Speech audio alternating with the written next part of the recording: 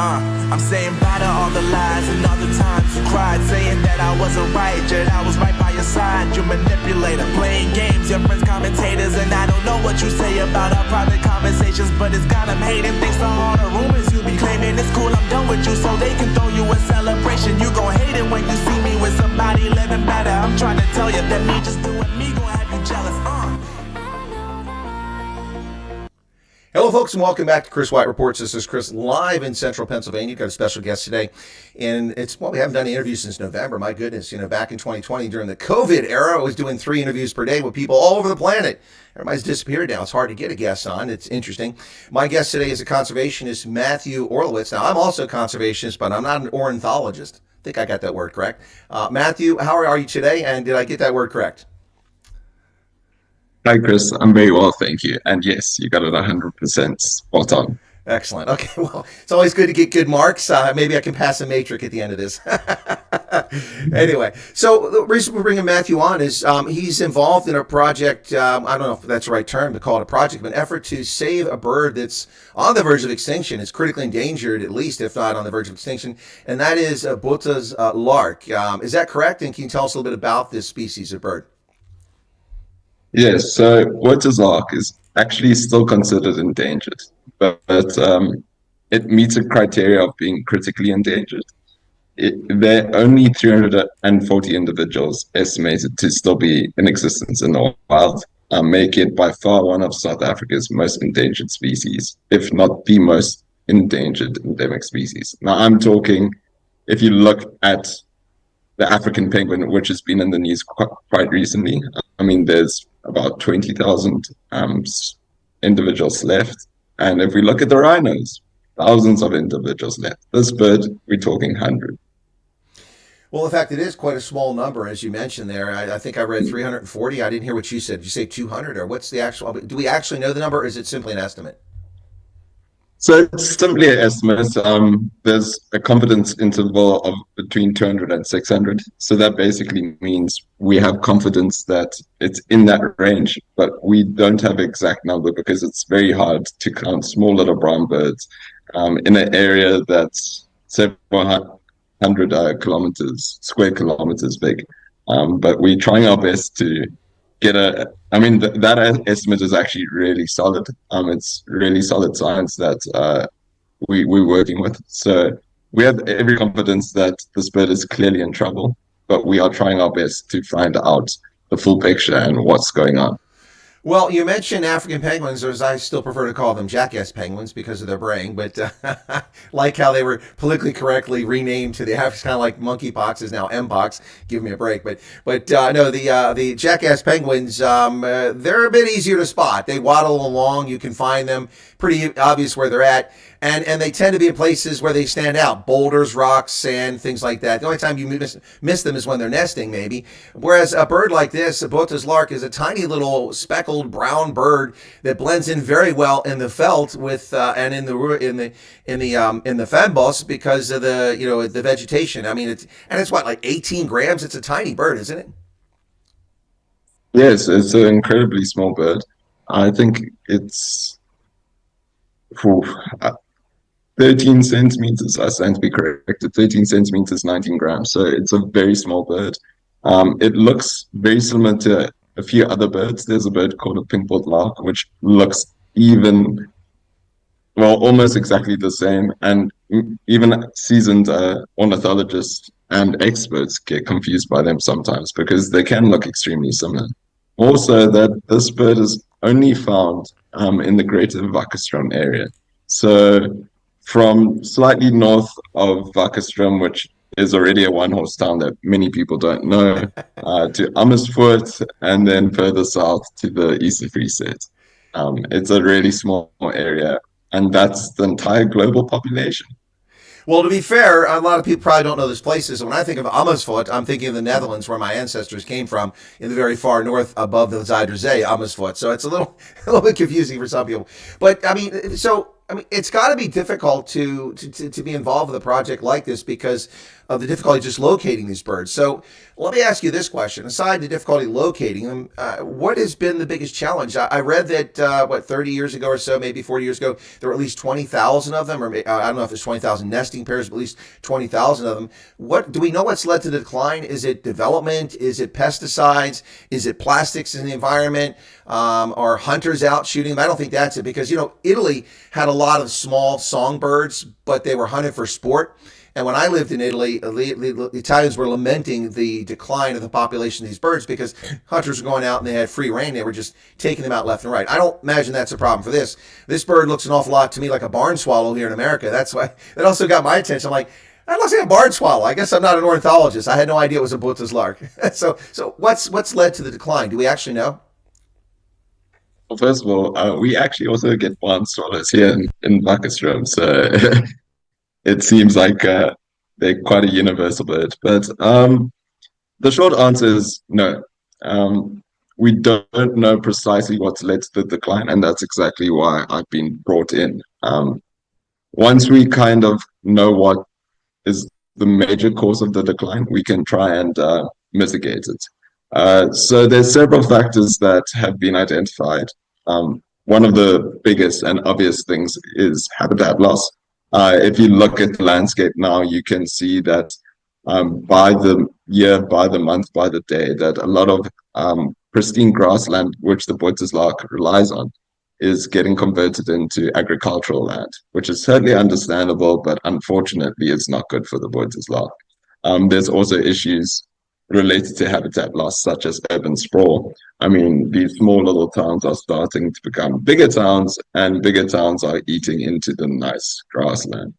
And there are a few other threats, such as predation. There are lots of mongooses and meerkats in this landscape, and they seem to predate on the eggs of Botha's lark as well. So there's a lot of different threats, and even climate. At this point, since I've been here, there's been snow, there's been flooding, there's been a heat wave. And if you're a small bird less than 20 grams big, it must be incredibly tough to survive. And ultimately, we are pretty sure that it's a combination of all of the factors listed above. Well, you mentioned meerkats, and most people think of meerkats outside South Africa as those cuddly, cute little gopher-like creatures that hang out on Meerkat Manor on the Discovery Channel. But they can be quite nasty, going after the eggs of these birds, I imagine. And the birds are pretty small, too. It'd be a nice meal for them. We see, as Discovery Channel makes us like us think that they predate almost exclusively on scorpions, do the meerkats, but that's not the case. So you talk about predation, that's a serious problem. What about feral cats? Is that a problem in South Africa? Is that also an issue for these birds? I mean, actually what I've noticed is not so much feral cats. Feral cats aren't really, well, cats in general aren't very common in the Wackerstroom area, unless you're in the town itself. But the areas that we are talking about are generally in the farmlands or in communal lands. And most commonly, the biggest issue is domestic dogs and hunting dogs. So there's a big culture in this neck of the woods to hunt, for example, jackals, or even to hunt for meat using these dogs. But what happens is, on the way to and from a hunt, these dogs do get hungry, and if they find a nest with eggs, which are a very good source of protein and a very quick source of protein, it's very likely that these dogs just decide to take some takeaways along the route. Well, I imagine the eggs are quite small. They wouldn't make much of a meal for us, that's for darn sure. So I don't think humans are eating their eggs. Not like an ostrich egg, which will feed you for a while. I know the San love the ostrich eggs out there in the desert. It's kind of handy. So let me ask this question. Is there an effort can these birds survive in captivity, an effort to breed them in captivity, or is this premature? And what about an effort to relocate or build a population of these birds in a different location? Is there something unique about Wackerstroom area? Or could you move them into somewhere on the edge of the Drakensberg or in the Western Cape? Or would that create all kinds of problems, like people taking rabbits to Australia? That was a mistake. Well, I can definitely assure you, I highly doubt that we'll have Botha's Lark running feral all over South Africa. But I definitely think that a lot of those plans being thrown around, whether or not they happen is another story. Because, for example, larks, I stand to be corrected, but from my understanding, larks in general, globally, have never been successfully reared in captivity, which is a huge obstacle. I mean, if you're trying to save a species, one of the biggest and most obvious options is to captive or rear captive larks or animals in general. And larks, until now, have not successfully been reared. It doesn't mean we're not going to try. There are suggestions that we could try with similar species, such as pink-billed larks, which are in the same genus, very closely related. And we could try that, but whether or not that's successful is another story. With regards to translocation or relocating the birds, that's also extremely tricky, because at this point, we know they eat various species of insect, and we know they eat seeds and grasses, but we don't know the exact requirements. Maybe to do with the altitude here, and maybe very specific climatic conditions that we aren't exactly too au fait with. And at this point, if we were to take, really threatened species and severely under pressure and take it to another area and they die, it's a very difficult ethical conundrum, because then we're just contributing to the further decline of the species. So there's a lot of different factors at play, and there's a lot of different things to weigh out. Cost benefits, I guess. No, I understand that. It certainly makes a lot of sense. But at some point in the conservation of species and preservation of them, you kind of hit a wall. I mean, look at the northern white rhino. It's essentially extinct, even though there are two left. They're both females. One's in her 30s and the other is very young. It's her daughter, if I'm not mistaken. They do have the semen from the last male, but they haven't been successful at reproducing. Hopefully, they've harvested the eggs from the younger one, if she's got eggs, and then semen, and maybe they can implant it in another species of rhino and save the species. But then you're going to have a tremendous bottleneck, because that's where it's all going to come from. It's going to take hundreds of thousands of years for that genetic diversity to spread and for that species to survive. So I understand where you're coming from. That with relocating could be a problem, but at some point, I don't know if that's maybe something they have to consider, because if it's going to be gone, what's fascinating is that you talk about, it almost sounds like it's a micro environment that they've found themselves in that's well suited to them. I mean, I can think of like in Yellowstone with specific species of algae that only exist because of the temperature of that pool coming from that geyser coming up at that moment, and that's it. You won't find it anywhere else on the planet. Or deep under the ocean, those black smokers where there's life clinging down there from the heat coming, geothermal heat coming out of the ocean. I don't know if it's quite that drastic for the Botha's lark. I mean, as a non-ornithologist and as a conservationist more focused on trees and soil than birds, as a layperson, I would go, well, geez, I mean, South Africa's got plenty of veld, it's got plenty of high altitude. Can't you just find another home for them? But apparently it's not that simple, is it?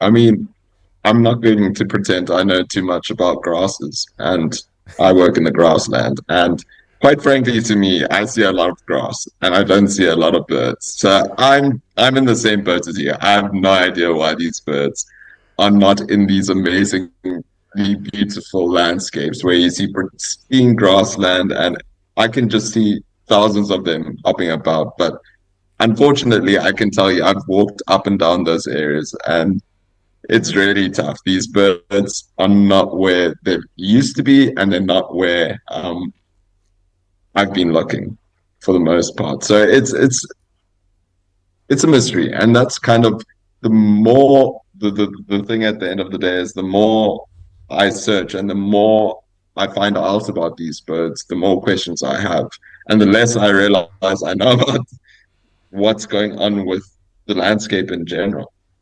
Well, I have to say that anecdotally, for whatever that's worth, I can speak to what appears to be a significant decline in birds in general in the United States, in North America. When I was a kid on a farm, I would walk along the fence line and have the bejesus scared out of me as quail would just suddenly flush out as I walked along. and then you'd also have pheasant that pop up, and we had blue jays and cardinals and robins and too many barn swallows. They were annoying because they left their poop all over the darn barn, but put their nest in the most unfortunate places. But I mean, I've noticed since coming back from Africa, where I spent a fair portion of the early part of the century, that here there seem to be a lot fewer birds than there once were. A lot of bird song used to be around, and that's an anecdotal observation, but I've read about the decline in bird species around the planet in general, and I wonder if maybe there's some sort of pressure that's environmental that we just haven't identified yet. You know, microplastics is something that people talk about quite a bit, particularly in the oceans, and it's true. It's a problem. Look, I'm not a zealot against the use of plastics. It's dramatically improved the quality of human existence and has very, very valuable uses. But there is a genuine issue here with those things breaking down and being in the environment, and you know, that could affect all sorts of things: the digestive tract, the ability to form eggs, the condition of the eggs to survive. We just don't know, and I don't know. Is there research going on into to those potential causes? I mean, I'm not sure. You're probably better informed on it. That's why I'm asking. Yeah, so currently, I mean, we just coming up with hypotheses about what could be the issue. I mean, another hypothesis I have is that one of the big issues we've noticed, especially in like the grasslands and the farmlands, is a drastic decrease in insects because of the use of insecticides. There's a big focus on, for example, lesser kestrels that kind of follow these swarms of grasshoppers and locusts on their migration route down from Europe to South Africa, and their numbers are dwindling. And a lot of it has been attributed to insecticides. So it could be a similar case with the Botha's lark. I mean, they rely heavily on insects to feed their young until they kind of fledge and become adults, and then they seem to not require as high a protein diet. So yeah, there could be some really obvious reason for the decline and really in your face solution, but until we kind of do the research, and that's kind of why we have a team now dedicated to try not only look at the bird itself, look at the habitat, look at the ecology, and look at how the landscapes change from the grass composition to the fire regime. So we look at all these different factors because all of them affect the bird. Well, before we get into your background and how you came to be involved in this, which I think is going to interest our viewers, it certainly interests me. That's why I want to talk to you. But before we get into it, I got a couple questions coming in from the audience. Let me just ask those very quickly. One of our guests in Somerset West asked, or one of my viewers says, does your guest use a bird frequency detector to locate the Botha's lark? I'm not sure what a bird frequency locator is. To me, that's my kids walking through the grass and counting birds. What's a bird frequency detector? To be honest, in my expert opinion, I have no idea. I would assume, right, I would assume it's to do with their call and using their call some sort of frequent, I don't know, headphones or microphone to kind of pick up them based on call. Well, Matthew, I think my answer is better. Just sending kids out and smacking the grass. I don't know either. But there's a question. This one's probably one you can answer. Is the lark related to the kestrel in some way? I don't know that it is, other than the fact they're both birds. Yeah, so they're very distantly related. The kestrel's actually a raptor, a bird of prey, a very small one. It's more closely related to a falcon. So if that gives you an impression, where the lark is very much a small brown seed eater that lives in the grassland. So the only similarity really is that they're birds and they both occupy the grasslands, but they're both affected by the same issues, and that's kind of what the comparison I was trying to illustrate was. No, it's a good comparison. The kestrel just reminds me of an osprey. That's when I think of one. I mean, it's the osprey's bigger, but they just kind of remind the same sort of appearance. But yeah, both birds of prey. All right, so let's go ahead and get into it. So, who are you? Where are you from? How'd you get? No, but seriously, how did you get into this? What's your background, educational or professional experience, and how did you get to where you're at doing this today? Sure. So to basically take you back to when I was 9 years old. I went Oh, we're on a going back school a couple of outing. days. Yeah, yeah. I went to the local. Well, first of all, let me just put it out there. I was born and raised in Cape Town, so I went to the local nature reserve, Rondaflay Nature Reserve, just on not so much on the outskirts, but in Cape Town, which has hippos, one of the few places that still has large mammals in the town itself, which is really cool. And I started to look at the birds, and I realized actually this is really interesting, and I really wanted to kind of take this forward and kind of realize I had a knack for it. I was good at finding birds; they were interesting, and the more I paged through a bird book, the more I realized they were weird and wonderful and colorful species that were out there, and I just wanted to see them all. But soon after, I started realizing that a lot of the species that once occurred, for example, in Cape Town, there's the legend of, for example, one of my favorite birds is a bearded vulture, and they apparently nested on Table Mountain, one of the most iconic species on one of the biggest icons in the world. And to find out that they used to occur there, but don't occur there anymore due to humans, was a big wake-up call. And I realized, actually, my heart is for conservation, and I want to conserve these birds that I love so much. So unfortunately, life takes weird turns, and it wasn't as straightforward as I would have liked, but I made it through high school and ended up going to Stellenbosch and studying a general biodiversity and ecology degree in my undergrad, and then did my honors there as well. But all the while, every chance I could get, I wanted to do something bird related. And then the opportunity arose where I could actually study ornithology at the FITS, which is the Percy Fitzpatrick Institute for African Ornithology. It's a mouthful, but that's basically, if you're an ornithologist, you want to study there. And I got the opportunity to study there. And unsurprisingly, there was a project, to be honest, I wasn't too keen on, but it was on birds. So I did it, and unsurprisingly, it was on larks. So you can see where I was going with this, because now my job is based on larks.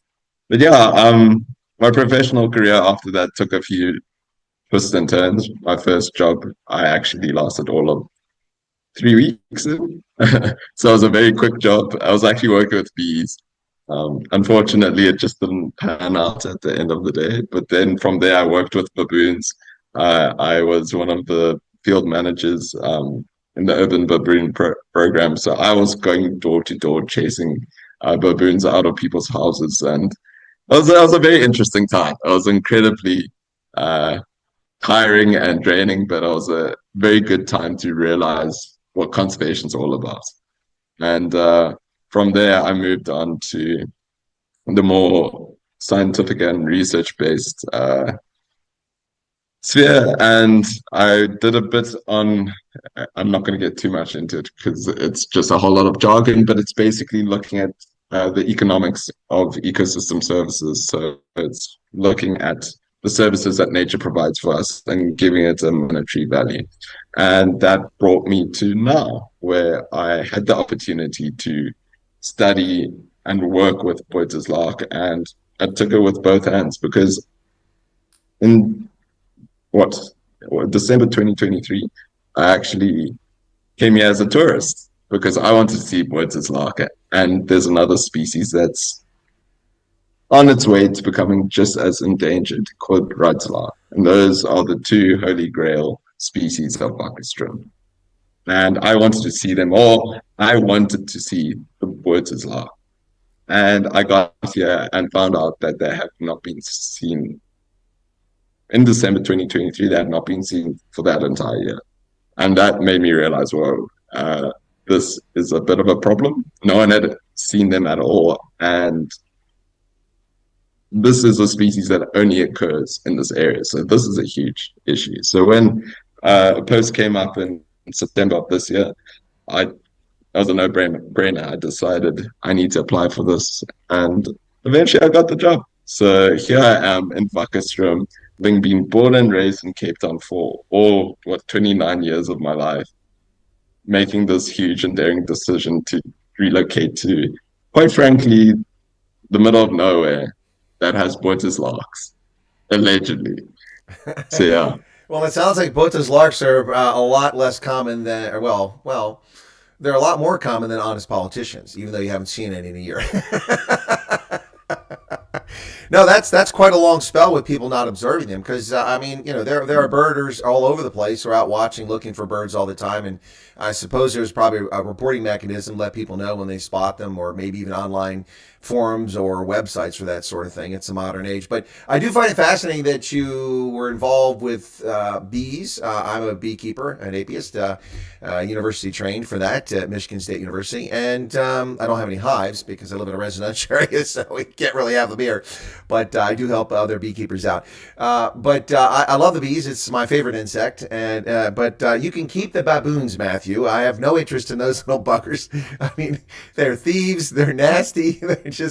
They bite. They're troublemaking. You can keep the baboons. I bet that was interesting, going to people's property and getting rid of the baboons. I mean, because you've got it's South Africa. People have walls around their homes, and they've got electric fences and everything under the sun. So it's not as simple as just going there. What was that like? I mean, not to get away from the Botha's Lark, we'll get back to it, but you've opened up, I think, an interesting topic. A couple people commented in the chat. The baboon thing, what was that like? And by the way, thanks to people who just subscribed to the program. Bye donkey, get a boy. Thank you so much. Anyway, so yeah, what was that like? Not hunting baboons, but corralling baboons. Tell us a little bit about that. Yeah, so what I can tell you, it's like herding cats. It's almost impossible. Yeah, so you're working in a three-dimensional landscape that has buildings, and you have never seen how quickly a baboon can actually move when it wants to. I've seen it climb up a mountain that would, like, for example, not that they occur in Table Mountain, but for example, Table Mountain, I mean, they could do it in 5 minutes, and that's not exaggeration. They are so quick when they're climbing. So to try move an entire troop out of a residential area, it takes some doing. And the only way that you can actually move them is if they want to leave. Because, yeah, the stories that I can tell you from that time is actually, some of it is just hilarious. I mean, the baboons are so human-like in many aspects that it just makes you laugh sometimes. They're so naughty, they're so charismatic that people, whether you love them or hate them, they seem to elicit a very emotional reaction to the greater public. Well, that's the point I wanted to make, is that, my experience with baboons is they're very cheeky. They are very much like mischievous kids or, politicians. Sorry to go back to politician reference, but they're very cheeky what they do. And I get that. But you say they'll only go if they want to go. Can you entice them? Can you offer them sweets or treats? Will they come out if you do that? I mean, is that a trick? I mean, I just, people want to know. Next time I'm down the garden route and I get accosted by baboons, I need to know if I can throw a Kit Kat so they go the other way. Yeah, so from what I remember is that there's quite a hefty fine if you feed the baboons. Okay, I'm not going to feed them. No. Yeah.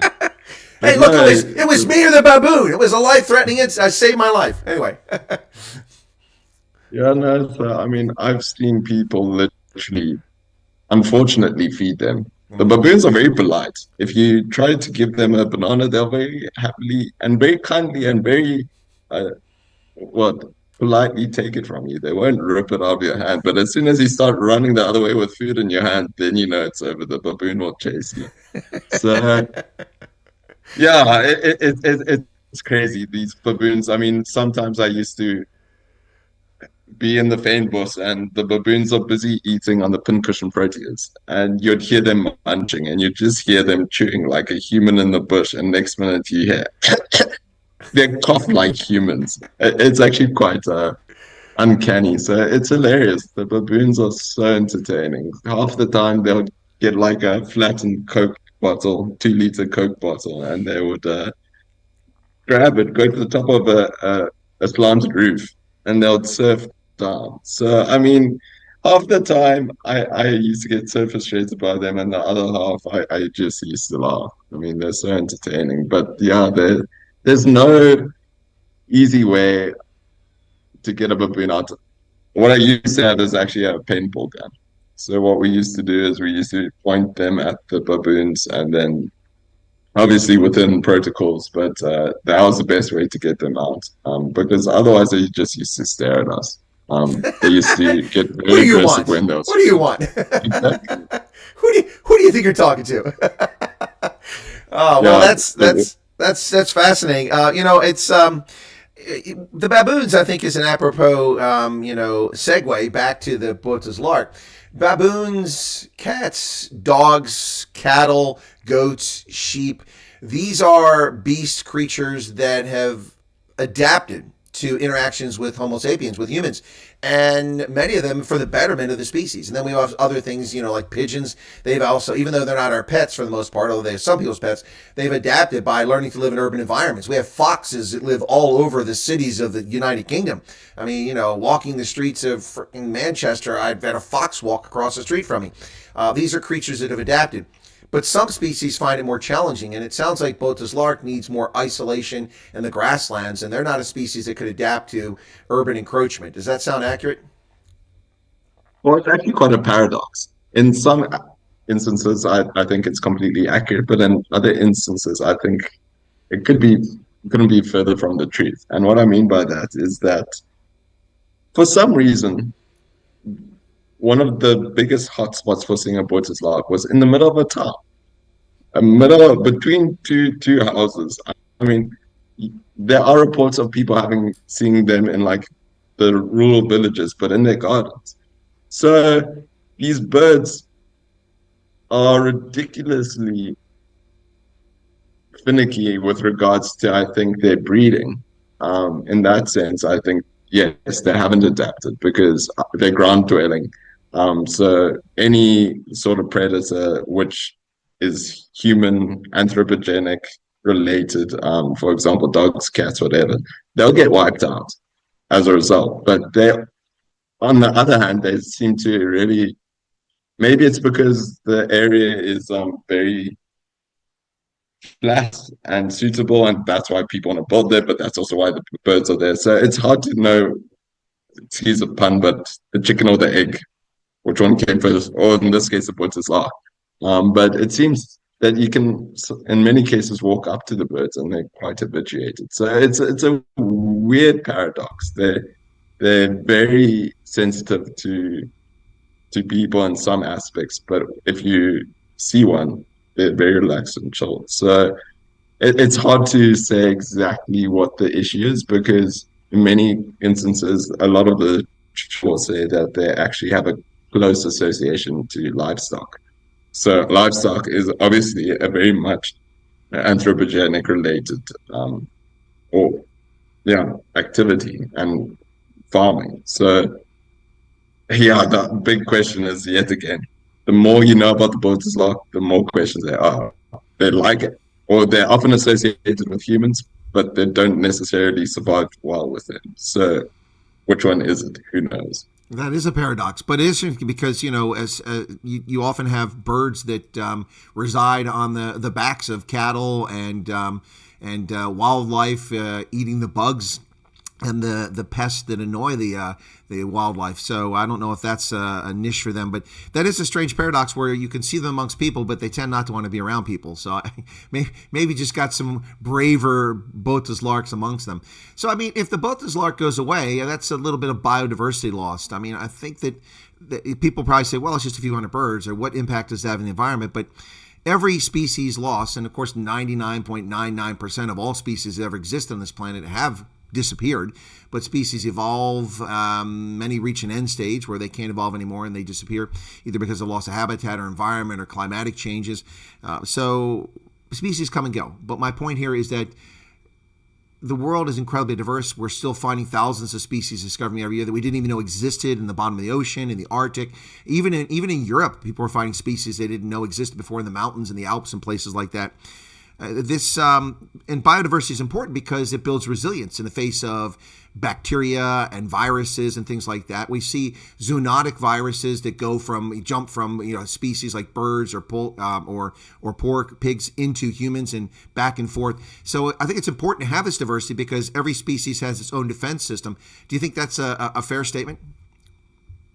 Absolutely. I mean, I like to refer to South Africa as a rainbow nation, not just in the conventional sense of it being culture and people groups, but also in biodiversity.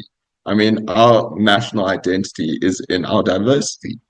And so much so that for me, if we lose one species, we're not the same identity we were before. So, I mean, from a biological and a scientific view, absolutely, that's spot on. I mean, the biggest thing about the Botha's Lark is, maybe to be brutally honest, at the end of the day, the world's not going to end if we lose the Botha's Lark. But what it will show is that there's a problem with the grasslands in general. And them being an indicator species and a flagship species saying, like, look, the Botha's Lark is important, but if it's gone, it's showing that there's a greater problem that will affect all the other species that it occupies a grassland with. So I'm actually in the department of the landscape conservation. So my focus isn't just a single species, but the entire grassland. And that's exactly why, because the grasslands have something ridiculous like, I think it's 34 species of conservation concern. So these are species that range from vulnerable to critically endangered. And all of these species depend on the grasslands, similar to the Botha's Lark.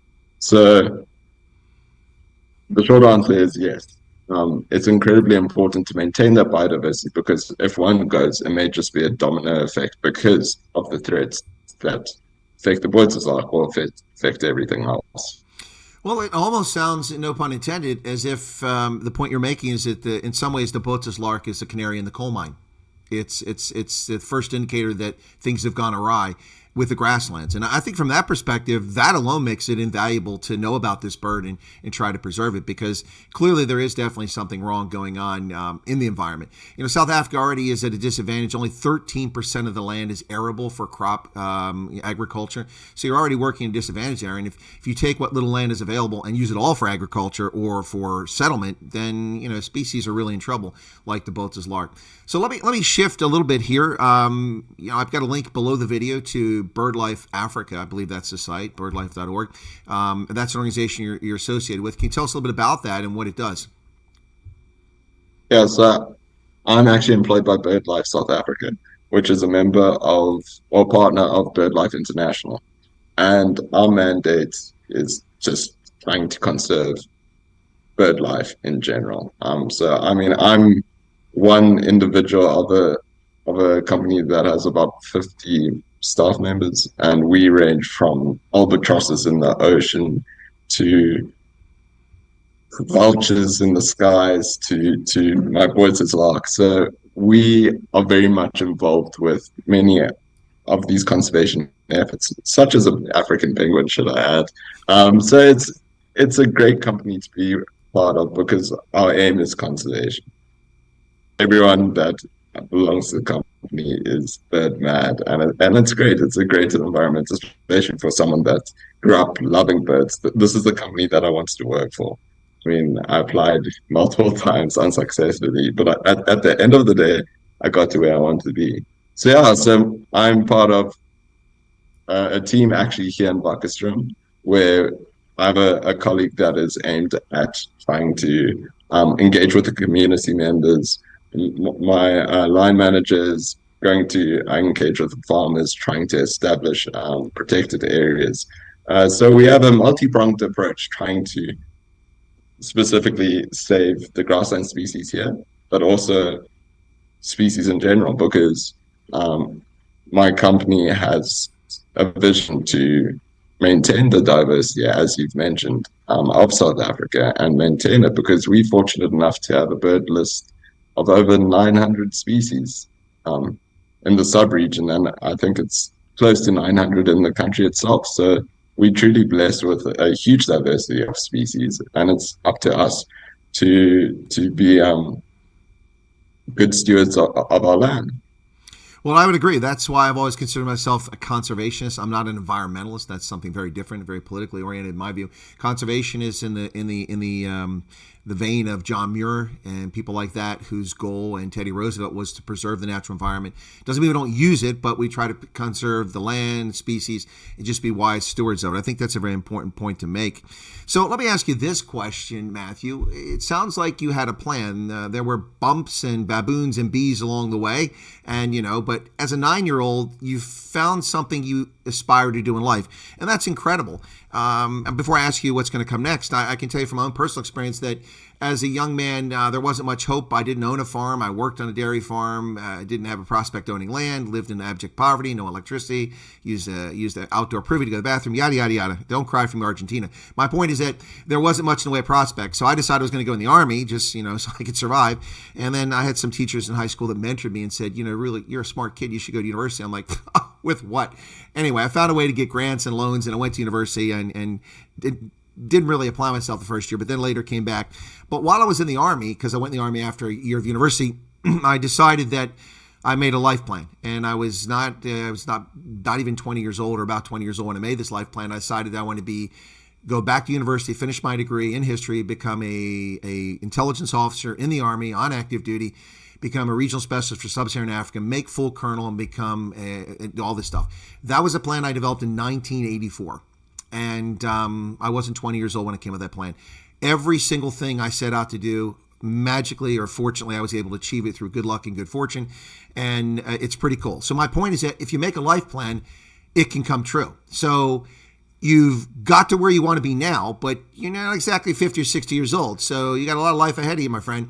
So what are your plans? Do you hope to maybe become a published author, write some articles about wildlife and conservation? Or do you plan to found your own foundation at some point? Or are you going to crossbreed the Botha's Lark with a kestrel and create an abomination of a creature that no one's ever heard of that takes us back to the days of the dinosaur? I don't know. What are your future plans? What are you hoping to do down the road?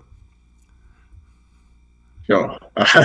That's a good question and a very daunting one. Well, as you mentioned, I've been very blessed to be able to follow my dream, because this was a dream come true. And that's kind of very short-sighted how far I looked. I wanted to become an employee of BirdLife, which I've successfully done. But now I kind of face myself in the mirror and ask myself, what next? And that's kind of the situation I find myself in. Ideally, I'd love to grow in this company. I really am passionate about it. But that's the question, where next? And quite frankly, at this point, it may sound a bit cheesy, but at this point, I feel like the sky's the limit. It's definitely going to be in conservation. I would ideally love to do my PhD, my doctorate on Botha's Lark. We'll see if that's successful, because I have an MSc. But yeah, I mean, honestly, I don't know. That's the short answer. But you really prompted me to start thinking about it, because it's always good to have a plan. And at this point, I've successfully reached my goal for this stage of my life. The question is, where next? And honestly, I don't know yet. Well, there's nothing wrong with that. Look, here's the thing about plans. They don't always go the way you envision them. But if you have a plan, you prepare for the future, then you don't stumble through life. You don't fall into it. Sometimes you get lucky, but I've found that you often make your own luck. You often make your own luck, and that's through preparation and planning, and you just do the best you can. So let me ask this question, but I do like the fact that I prompted you to think about that. See, that's what leaders do. They challenge people. They challenge them to achieve and succeed, and hopefully we're doing that with you today. That wasn't my intent, but hopefully that's paying off. But let me ask you this. You do work a lot with farmers, because these birds are typically found on farms. What's that like? Do you get a lot of cooperation from farmers? Do you get some resistance? I'm not trying to put you in the spot. If you're getting resistance, you'll have, that Pierre Sten on that farm in Limpopo, he's a real, but I mean, how does that work? The farmers, because my experience with farmers is that And now I've had it in Africa, and I've had it in Europe, and I've had it in the States, but mostly in Africa and the States. My experience with farmers is that, contrary to what a lot of people believe, they tend to be very interested in conservation issues because they want to preserve the land, and they're also interested in species variation. That's been my experience. So is it similar for you, or is it the same sort of thing? To be honest, that's the most daunting part of my job. Is I'm a nice Cape Townian boy, born and raised in the southern suburbs, that speaks close to nothing in the way of Afrikaans. So you can imagine. Okay, so you're not exactly got that. You're not exactly the De Leon van West Transvaal accent going on there.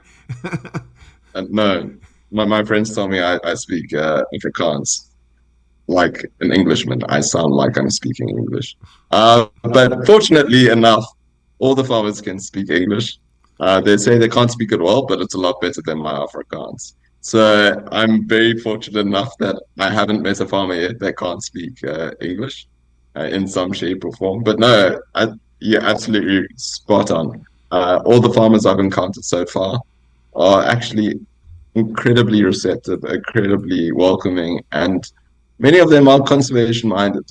Maybe not my idea of conservation, but they're very much on board because historically there's been a lot of threat of mining in the area, and a lot of these farmers use conservation as a good way to prevent mining from happening on their land. So many of them join what's called a protected environment, where they basically join a larger body of land which consists of multiple farms, and basically they have a management plan and have a whole association going on. So yeah, I mean, all of the farmers, I actually WhatsApp with them on a regular basis, ask them how they're doing. So all's good. They all try and invite me for a drink.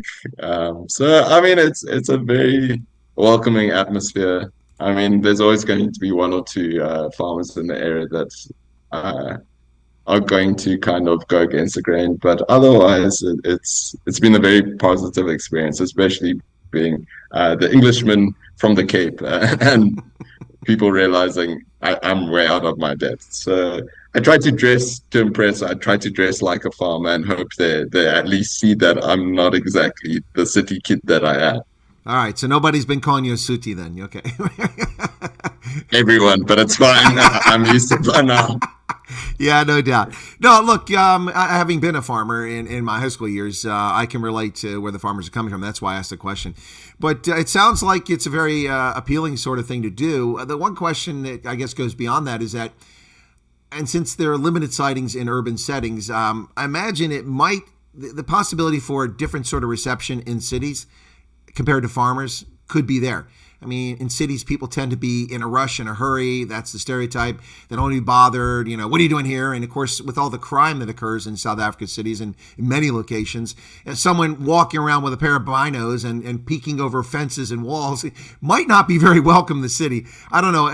You haven't spent much time doing this in the cities, I imagine. But if you have, what's the reception like in urban areas?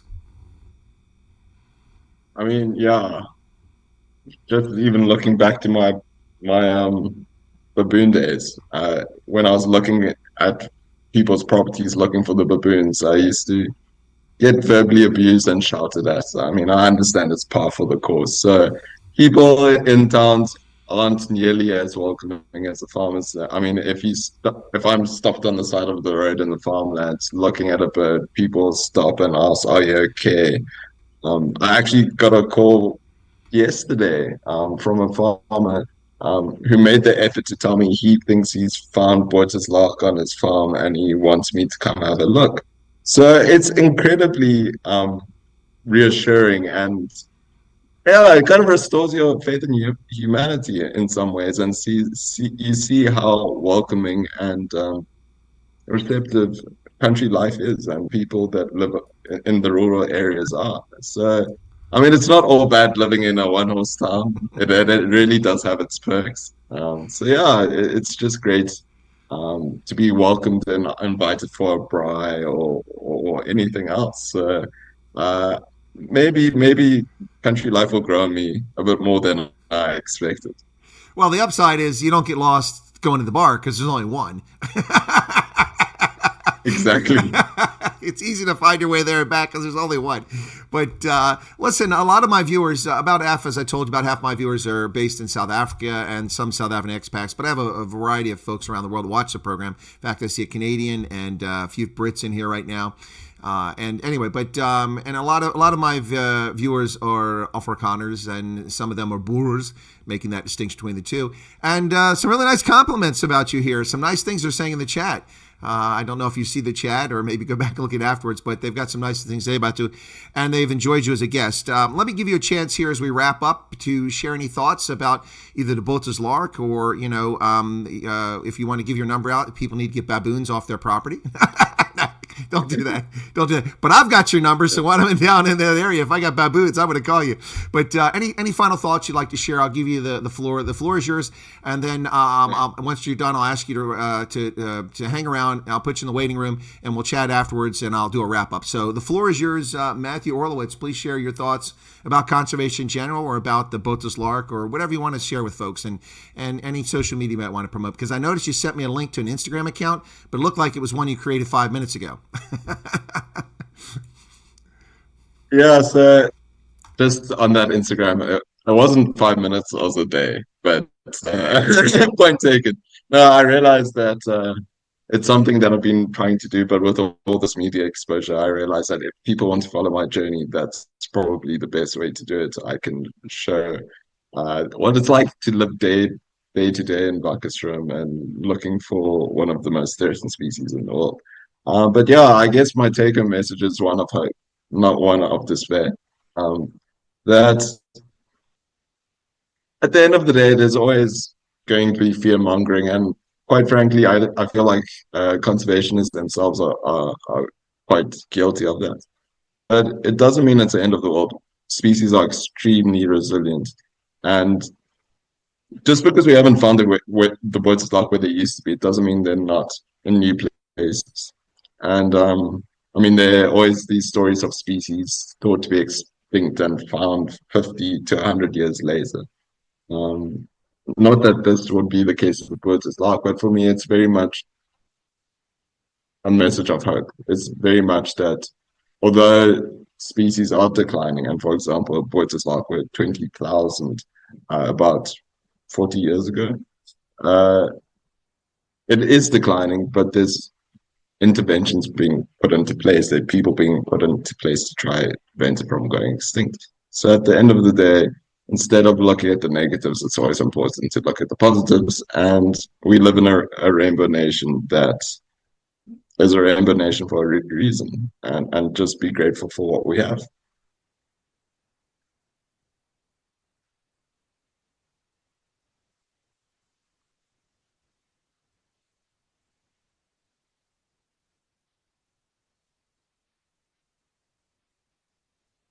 Sorry, Chris, I think you're on mute. Oh, yeah, I'm on mute. Yeah, thank you. I do that occasionally. Ever since I put this pop filter on here, I have this habit because the red supposed to let me know it's on. So sorry about that. Yeah, my moderator just said, Chris, microphone. And now everybody's jumping in. So anyway, that was a fantastic closing set of comments there. Folks, if you are interested in Matthew, what he's doing, he's got that Instagram account up. I don't know if he's going to put any other social media up, but it's below the video. There's a link. Just go and become a follower on there. Mark Zuckerberg has decided to stop the censorship on his platforms, and Instagram belongs to Meta. So it should be interesting. If you've avoided getting an Instagram account in the past, maybe now's the time to get one. But anyway, so that social media is there. Matthew, I want to thank you so much for coming on. It was a real pleasure chatting with you. I hope you enjoyed it as well. And maybe we'll talk again sometime in the future about things. And short of that, if you're around when I come to South Africa, which is frequently, I do meet and greets, and maybe we can meet sometime. It'd be a pleasure to meet you in person.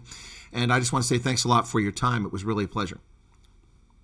Yeah, no, thank you so much for having me. I mean, it's been an extremely privilege to be here. Thank you so much. All right, with that, I'm going to put you in the waiting room. Just hang around. I'm going to close up. Give me about a minute, 90 seconds, and then I'll get back to you. I just want to chat with you in the end. So I'm going to put Matthew in the waiting room, and that's Matthew Orolowitz. Okay, let me get over here. There we go. All right, folks, let me wrap up.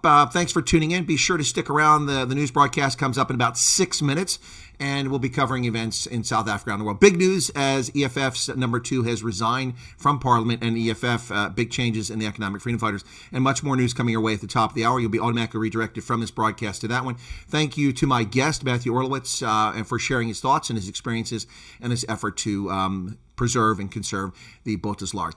All you have a good day, and we'll catch you back here hopefully in about 5 minutes. God bless, and Happy New Year around the world, wherever you find yourself. Cheers, everybody.